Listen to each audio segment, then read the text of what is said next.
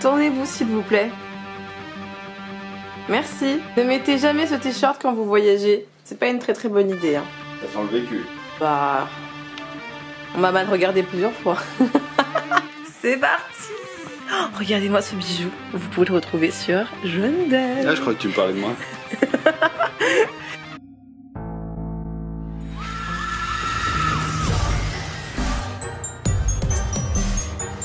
En ce moment, à défaut de pouvoir lire à un rythme plutôt intensif, contrairement à toi, j'achète des livres et donc nous nous retrouvons à devoir encore faire un book haul vintage. Écoutez, On achète tellement de trucs qu'on oublie qu'on les a déjà. et attends, déjà je te jure j'avais une photo. Non mais je me suis moqué de toi mais j'ai fait pareil. Mais en fait, en gros on est allé acheter des livres à Emmaüs. Le problème c'est que on a encore acheté du Masterton en double. Voilà. Mais moi j'avais pris une photo de ma bibliothèque, sauf que j'avais mal lu. C'est pour ça que je les ai pris. Je me suis trompée, j'avais pris la photo pour regarder parce que bon, entre magie des eaux, magie des neiges, magie de... Bref, on va commencer. Commençons. Donc là, on est sur Magie des eaux. On fera une lecture commune ensemble, comme on l'avait déjà fait pour les Puits de l'Enfer, qu'on avait aussi acheté en double putain de temps. Bref, j'ai beaucoup aimé notre lecture commune, on l'avait fait en Bretagne et tout. C'était cool. C'est marrant de lire le même livre en même temps. Ouais, c'était assez sympa, je trouve. Donc Magie des eaux, donc en fait, si j'ai bien compris, c'est une saga qui va tourner autour d'un professeur qui voit les morts. C'est un célèbre professeur qui s'appelle Jim Rook. Donc toi aussi, tu auras aussi du Jim Rook dans ton Magie des neiges. Tout à fait. Là, en fait, on va être sur un gamin qui s'est noyé dans une piscine et qui apparemment, sa mère aurait vu une créature l'entraîner au fond de l'eau. Moi, j'avais une phobie quand j'étais petite dans les piscines. J'avais peur qu'un requin, quand j'étais en Guadeloupe, il sorte tu sais, dans les trous de l'aération là. J'avais peur qu'il y avait un requin. L'histoire, donc le professeur il va un petit peu étudier le cas, il va se rendre compte qu'il y a une jeune étudiante qui est morte noyée et qui serait peut-être le fantôme qui hante les piscines ou les endroits avec de l'eau. Ah non, c'est n'importe quoi. Il y a une blague. Non, il y a une blague, enfin il y a un truc un peu drôle entre guillemets, il dit en fait il s'avère assez rapidement que personne n'est plus à l'abri nulle part, ni dans sa douche, ni dans son bain, ni même dans son salon ou à côté d'un verre d'eau. Est-ce que c'est drôle? En tout cas moi j'ai pas envie de devenir parano avec l'eau parce que bon, déjà avec les Puits de l'Enfer j'étais à deux doigts d'observer mon eau avec attention, hein, donc voilà. Comment créer de nouvelles phobies? Lire du Masterton. Eh bien. Eh ben du coup on va poursuivre avec Masterton, avec le second doublon, Magie des neiges. Donc là il se passe plein de choses bizarres. C'est le plein été en Californie. Mais j'ai le même. Non mais c'est comme tu lis derrière. Une piscine qui se transforme en patinoire, l'eau qui gèle instantanément à la sortie du robinet. Voilà, plein de phénomènes en rapport avec la glace et le froid extrême. Et du coup Jim Rook, notre ami de tout à l'heure, est encore là. Bah oui. Et du coup, il se demande si ça n'a pas un rapport avec une légende inuite, en fait. D'accord. Et du coup, il va enquêter là-dessus et va s'en suivre un voyage en Alaska, voilà, pour découvrir ce qui se passe là-bas. Voilà. Très bien.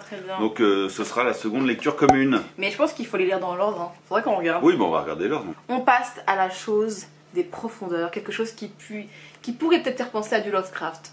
Ah, c'est dégueulasse. Ça ressemble un peu à Alien.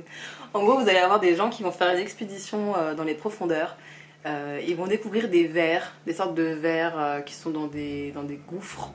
Et donc ils vont ramener ces créatures pour pouvoir les étudier. Bon, vous voyez bien que ça commence très mal. Lorsqu'ils vont retrouver le bateau, la plupart des gens, enfin, il en reste un. Il y a un survivant, sinon tout le monde a été massacré, dévoré de l'intérieur. C'est dégueulasse. Et en fait, ils vont sauver la personne. Mais la personne, en fait, c'est...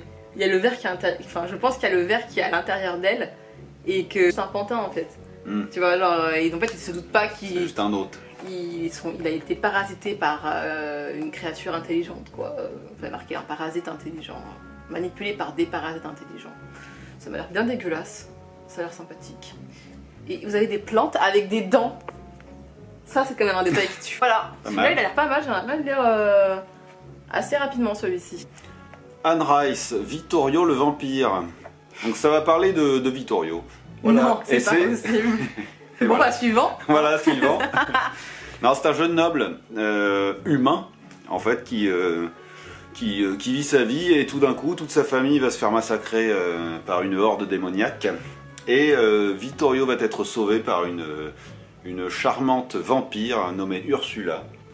Et du coup, ça va raconter son périple à Vittorio qui décide de se venger en fait de tout ça, de tous ces vampires en l'occurrence. Et c'est raconté par lui-même qui est un vampire maintenant. Et on ne sait pas pourquoi, donc voilà, ça va nous conter son histoire. Ça fait penser à Blade, ça. Ça fait penser à Blade un petit peu, ouais, effectivement, sauf que là il a pas trop la même tronche, mais il a une épée aussi. Voilà, donc Vittorio le vampire de Anne Rice. Alors ça fait partie de la nouvelle... Ça fait partie des trucs que tu vas lire. Non mais pas du tout, mais si, en fait si, finalement. Et pas moi. Si. Ça fait partie des nouveaux contes des vampires, chroniques des vampires, dont fait partie Lestat, Louis, etc. Et là c'est les nouveaux contes, et c'est le tome combien celui-là? Et je ne sais pas du tout. Je crois que c'est le tome 2 celui-là, je crois. Second livre du nouveau conte des vampires, c'est le deuxième. À toi? Alors, on va partir sur du Stephen King, La part des ténèbres. Alors, c'est vraiment un pur hasard. Je voulais trouver au facteur cheval, celui-ci. Tout le reste, ça va être quasiment que du Emmaüs. C'est que du Emmaüs. S'il te plaît, écris-moi des nouveaux meurtres. Ok. Ça, c'était un livre dont on m'avait parlé sur Insta, parce qu'en fait, je recherchais une référence un peu bizarre. J'avais un souvenir d'une série ou d'un film, je ne sais plus, où en fait, il y avait un écrivain, il tapait sur sa machine à écrire, et dès qu'il tapait une histoire, l'histoire elle se réalisait. Tu vois? Et donc j'avais demandé sur Insta et quelqu'un m'avait dit La part des ténèbres. Alors on va être sur un écrivain qui écrit avec un pseudonyme et il décide un jour d'écrire avec son vrai nom et il va se faire poursuivre, harceler, hanter par son pseudo. Son alter ego, son pseudo, je ne sais pas. Ça part de ténèbres. Ouais, c'est ça. Ça a l'air un peu bizarre. Je ne sais pas quoi dire de plus que ça en fait, concrètement. Mais bref, je vois pas trop le rapport avec la machine à écrire. Ça a l'air bizarre comme livre. Est-ce que finalement il va se passer des choses qu'il aurait lui-même écrit dans le livre? Peut-être, je ne sais pas. Jamais, mais il écrivait des trucs violents en tout cas. Ouais, c'est ça. Des thrillers violents. Alors, Macabre de Stephen Lawes.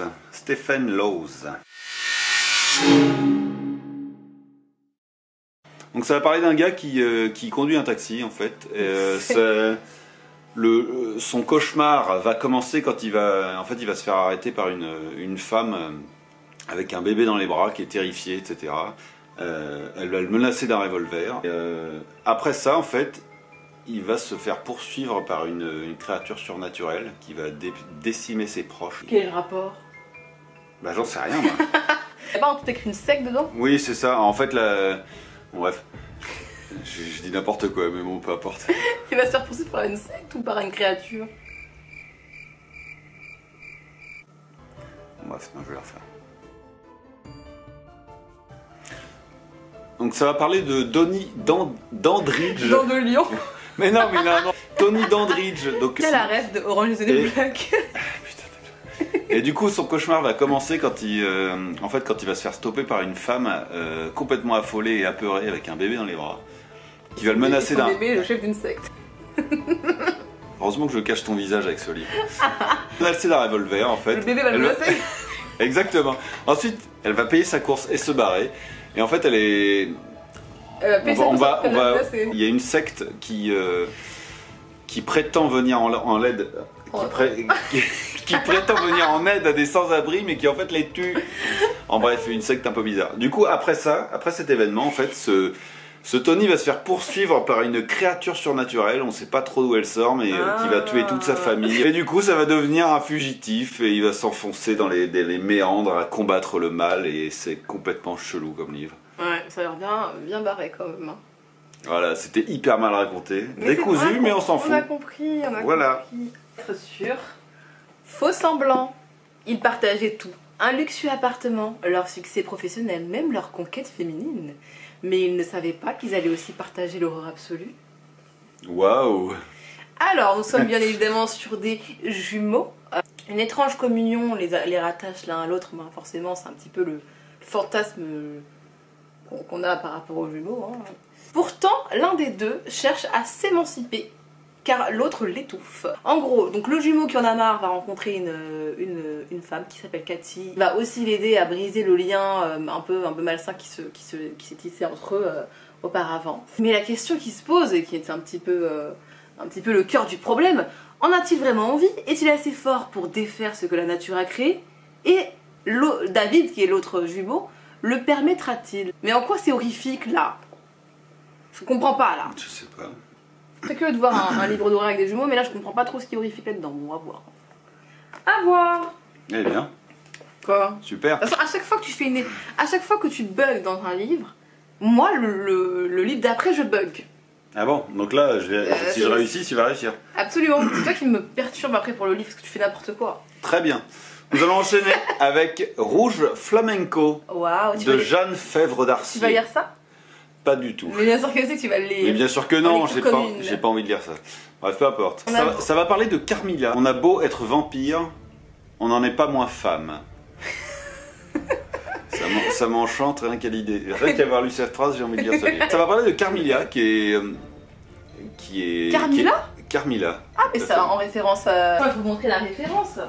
Carmilla, parce qu'il y a 2 L. Regarde, Stéphane Le Fanu. Hop. Ouais, ça s'écrit pareil. Bah oui, c'est forcément une référence. Oula. C'est quoi ça? Ça a été écrit avant Bram Stoker, ça. En 1840, cette jeune femme devient un vampire. Ok. Dans une maison close à Alger. Ok. Voilà. C'est une femme qui vit avec son temps. Elle considère que les vampires ont besoin de sang neuf, au sens propre comme au sens figuré. Elle veut financer des recherches sur la purification du sang en fait. Elle fait des recherches en ce sens. Et ces recherches vont lui attirer les foudres des anciens vampires. Ces anciens vampires qui sont entichés de magie noire.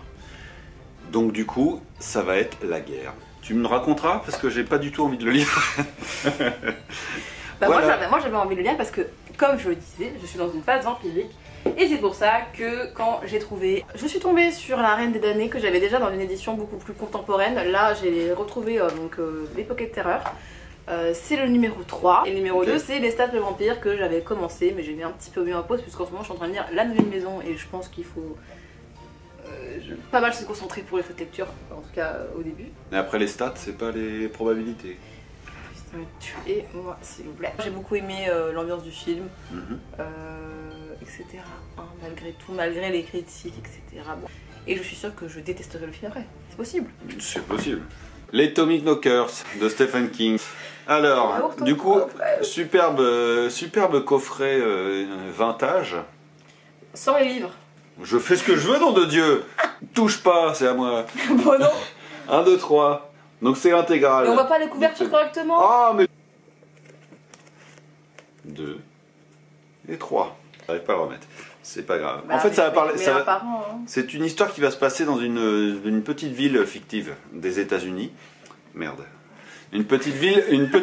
Ça se passe dans une ville fictive des États-Unis, en fait, où une des habitantes, suite à une balade en forêt, en fait, découvre... Alors, ma cuisse, c'est pas un accoudoir. J'en ai rien à péter.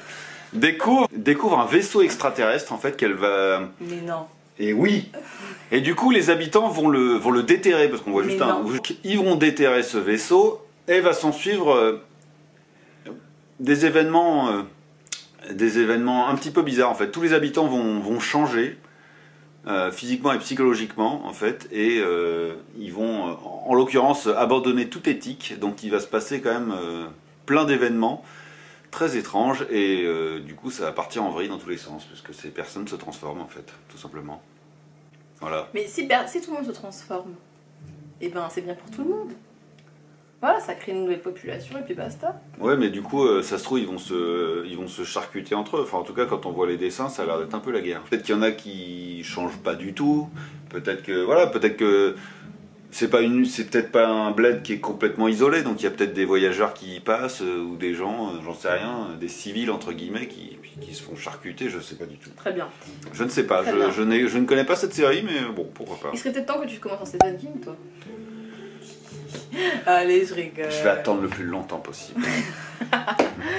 Ok, super. Bon, là, c'est un petit bonus. Trouvé dans un état aussi nickel, si ça saigne. Moi, c'est vrai que je suis pas très fan des derniers romans de Stephen King. Enfin, il m'attire pas, en tout cas, au niveau des synopsis, etc. Mais celui-ci, même s'il est un petit peu vu, là, 1 ou 2 ans, je ne sais plus, et bien m'intéressait fortement et l'avoir trouvé d'occasion, je suis très contente. Sachant que là, sur la couverture, il y a un chat et en même temps, il y a un rat. Bref, donc c'est 4 nouvelles et il y en a une qui est à la suite de l'Outsider, que je n'ai toujours pas lu, qu'on m'a offert il y a des lustres, que j'ai en grand format parce qu'on m'a offert à sa sortie. Et, c'est vrai. Toujours pas lu. Bref. Voilà. Écoute, il faut qu'on se prévoie la petite lecture commune. Les lectures communes. Quoi? On a Les Dents de la Mer. Ah oui, c'est vrai, les Dents de la Mer. Et Le Problème à trois corps, mais je crois que c'est une lecture commune que je vais faire seule. Je suis de moins en moins motivée à le lire. De tous les commentaires que j'ai vus, de tous les retours, franchement, au début ça me faisait peur à cause du fait que ce soit de la hard SF. Mais j'ai l'impression que je vais vraiment me faire chier en fait. C'est sûr que si tu lis le premier, il faut enchaîner avec le 2 et le 3, sinon tu perds le fil. Est-ce que j'ai vraiment envie de m'engager là tout de suite dans une série hard SF sur un truc où je suis même pas sûre que ça me plaise? Je vais peut-être te laisser... Tu es en train de te convaincre, tu vas abandonner. Je vais peut-être te laisser mettre le premier coup de pelle là. Si ça se dit. Ouais, très bien. Mais voilà, et je sais plus ce que je voulais dire. Il faut que tu regardes, ça commence par quoi là Jim Rock. Ouais, ça commence par lequel? Bah on va regarder. Attends, il est là. Donc le premier. C'est Magie Vaudou le premier, Magie Indienne le second, Magie Maya le troisième. Après il y a Magie des Neiges, Magie des Eaux. Oula. L'eau comme les glaçons en mou, hein, pas les os humains. Et enfin Magie des Flammes. Ah bah on l'a pas celui-là. On n'a pas. Bah voilà. Voilà. Tu as un beau collier en tout cas. C'est fort sympathique. Merci. Je te remercie. Il est trouvable sur Etsy. Ouais, je sais, je suis déjà allé. C'est au Jaune d'œil. T'es bête. Salut!